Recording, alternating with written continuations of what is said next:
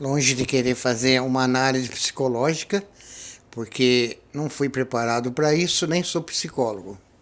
Eu conto muito um teólogo que procura falar de Deus. Teólogo simples, mas não cheio de manias também, nem fico inventando nada sobre Jesus, porque ainda hoje eu pesquiso bastante.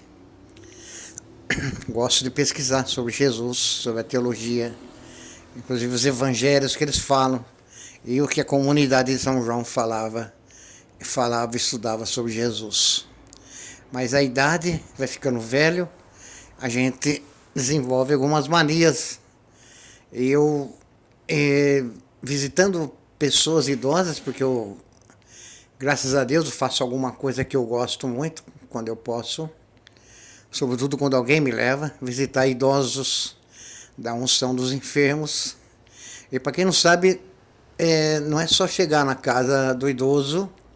Eu vim aqui dar uma unção pro senhor, pra senhora, faça a oração e tchau.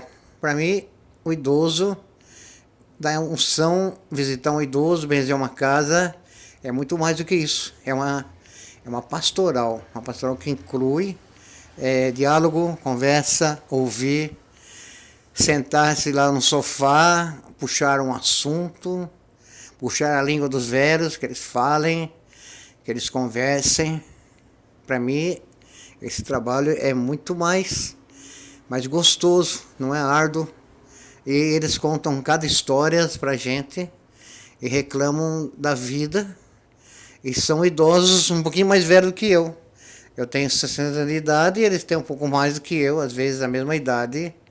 E reclamam bastante, reclamam como a ausência dos filhos, né? Também, né, filhos? Vamos ser um pouco mais humanos com os pais. Vamos visitá-los, né? Eles reclamam da perda de audição, mas eu não tem problema, eu já tenho perda de audição faz tempo. Perdi por causa do meu trabalho, quando eu trabalhava com meus avós, meu pai. Perdi aos poucos por causa do excesso de barulho. Mas eu sei o que é ser um pouco surdo também, né? E a pessoa vai falar comigo, fala um pouquinho mais alto, então olhe para mim, nos meus olhos, que eu preciso interpretar muitas vezes o que você está falando. Porque não é só o problema que eu sou idoso, as pessoas falam muito baixo e também usam palavras cada vez menos, uma palavra com cada vez menos sílabas, né? Você vai percebendo no dia a dia, os jovens eles comunicam grandes palavras com pequeníssimas expressões, né? Diminuir o tamanho da palavra. Eu vou lá também, né? Eu vou também, fala desse jeito, né? Eu vou também, eu fui lá, desse jeito, fala rápido também, o idoso tem dificuldade, se ele for surdo, né? Fica mais difícil ainda. Olha, eu fui lá, como se nós entendêssemos essa língua, muitas vezes não. Não dá para entender. Então temos que falar com o idoso muito tranquilo, lentamente, né? Olha, Frei, eu fui lá também. Não assim, olha, Frei, eu também. Quer dizer, como é que o cara vai entender? Se eu fosse mais jovem, talvez entendesse essa língua. Mas eu quero te falando, o idoso, ele se chega na casa do idoso, ele quer contar a história dele e tem que dispor a ouvir, né? Às vezes a pessoa que está junto comigo, ela fica esperando ali 20 minutos, talvez 30 minutos, com paciência, porque o idoso precisa desabafar. E se ele estiver doente, ele quer contar para mim porque ele ficou doente.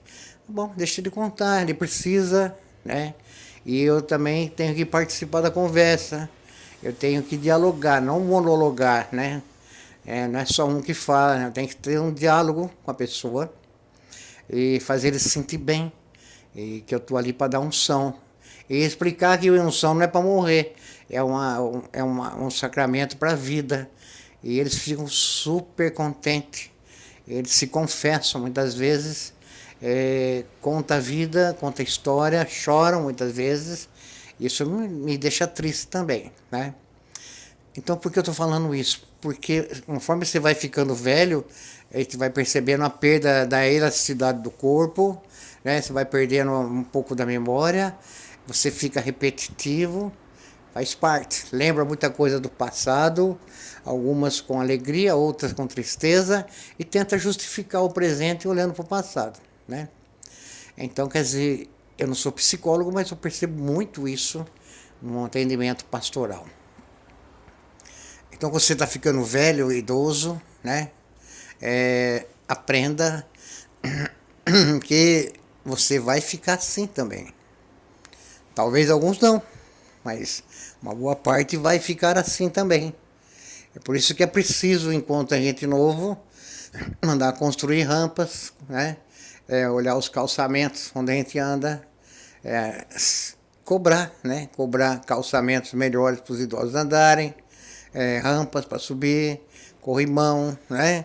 Porque você vai ficar idoso também e você vai perceber que o idoso muitas vezes é deixado de lado. É deixado de lado até porque, talvez porque ele não está mais na cadeia produtiva, né?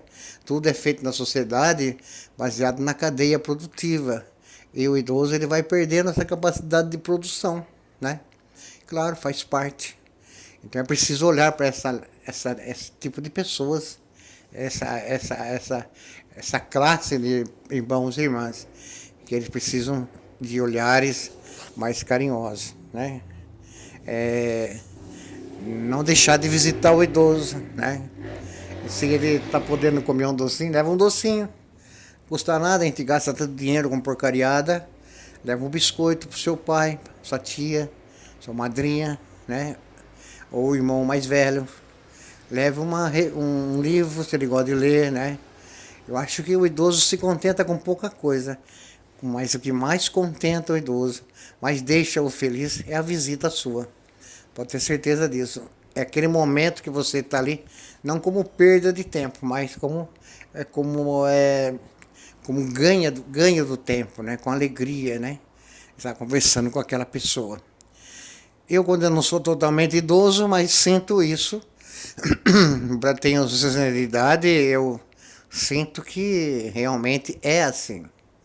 Então, como não sou psicólogo, nem filósofo, nem trabalho, não sou nem um cientista, estou colocando para você hoje, para a gente rezar para os idosos.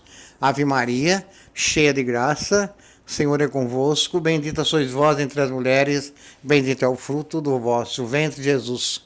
Santa Maria, Mãe de Deus, rogai por nós, pecadores, agora e na hora de nossa morte. Amém. O Senhor esteja convosco, Ele está no meio de nós. Abençoe-vos o Deus Todo-Poderoso, sobretudo os idosos, homem e mulher, né? Para que tenham vida e abundância. O Deus que é Pai, Filho, Espírito Santo. Amém. Beijo no coração de todos. Até amanhã. Tchau.